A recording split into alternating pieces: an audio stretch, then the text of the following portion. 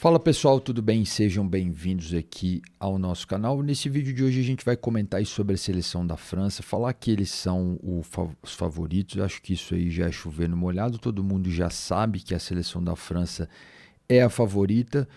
E aí seria interessante a gente conhecer um pouco melhor. Vamos tentar fazer um raio-x aí dessa seleção da França, a gente entender ali quem são esses jogadores, média de idade, valor de mercado, entender um pouco melhor, né? Bom, eu quando vi a seleção da França, né, principalmente depois do jogo ali contra a Irlanda do Norte, né, achei o time realmente um time muito bom, né, um time incrível, né, são muitos jogadores assim de um nível muito alto. Eu vou colocar aqui uma imagem onde a gente vê aí o time titular da França e os jogadores ali que são reservas, né. Então a gente tem começando ali no gol, né, a gente tem o Mayan, e aí a gente tem de reserva o Samba e o Rissé. Eu acho que goleiros nem são tão, chama tanta atenção, não são dois, vamos dizer, o Mayan titular, mas pelo menos eu nem conheço, né, o trabalho aí dos outros goleiros, né, mas enfim, talvez ele seja o ponto mais médio, mais comum, se a gente for pensar, poxa, talvez ali eu pensar num grande goleiro aí na Copa, eu penso no Courtois, que é da seleção da Bélgica, não está ali na França o ponto forte. Mas enfim, vamos continuar porque o time é muito bom.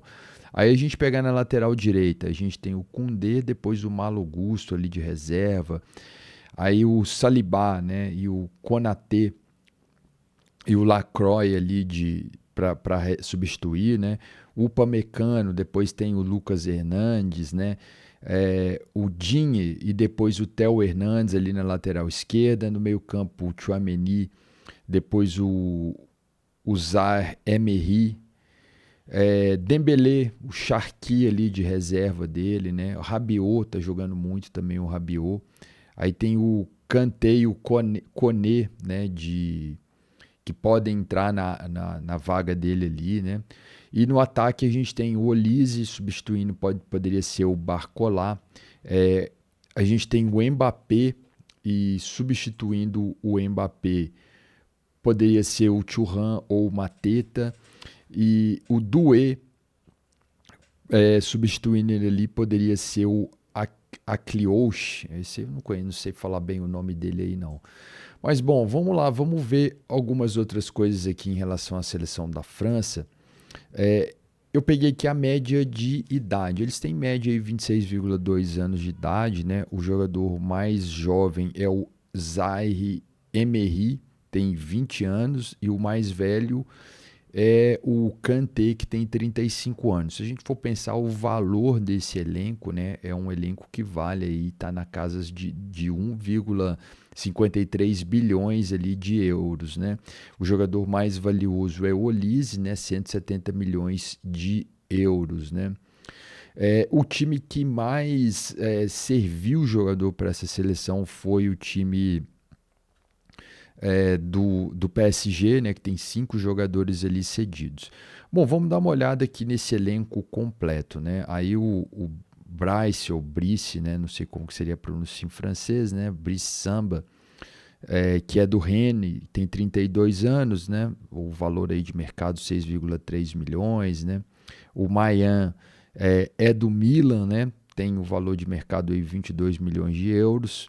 O Rissé, também o goleiro também do Lens, aí a maioria dos goleiros atuam na França, né, exceto o titular aí que é do Milan. E aí a gente começa com os jogadores de linha ali, né, que são os jogadores mais valiosos, né? Aí o Malo Gusto aí do Chelsea, né, valendo aí em torno de 45,9 milhões de euros, né? O Koundé do Barcelona, né, também está jogando muita bola, né, 63 milhões de euros, né? O Upamecano do Bayern de Munique, o Konaté do Liverpool, o Saliba do Arsenal, Lacroix do Crystal Palace, o Lucas Digne do Aston Villa, Theo Hernandes, né, do Al Hilal, né? Então tem aí um jogador até do mundo árabe também, né? No Brasil, nessa convocação, se eu não me engano, são 2, né?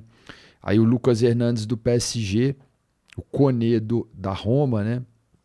O Kanté do Fenerbahçe, o Tchouaméni, Real Madrid, Rabiot do Milan, o Emery do PSG, o Cherki do Manchester City, o Olise do Bayern de Munique, o Doué do PSG, Akliouche, né, o Akliouche do Monaco, o Barcola do Paris Saint-Germain, o Dembélé do Paris Saint-Germain, o Thuram da Inter de Milão, o Mbappé do Real Madrid e o Mateta do Crystal Palace. Então a gente vê que realmente são jogadores aí de times de ponta, né? Você não tem aí, tirando os times aí do mundo árabe aí, talvez ali o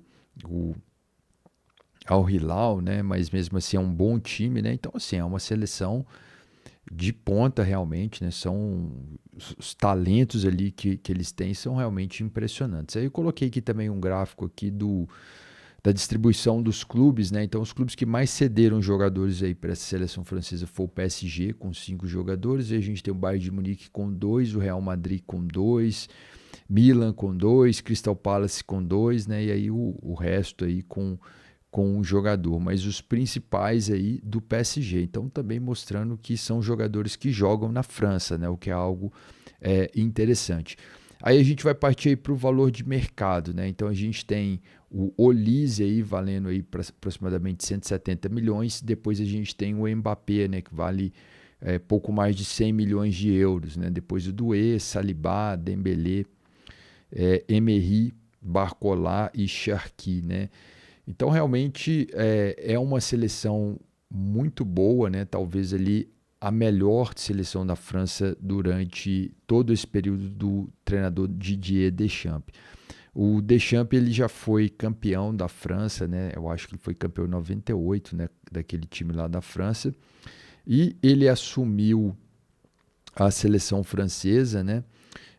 Desde 2012, né? E depois disso ali, ele chegou às quartas de final em 2014 na Copa do Brasil, perdeu a final da Eurocopa em 2016 para Portugal, né?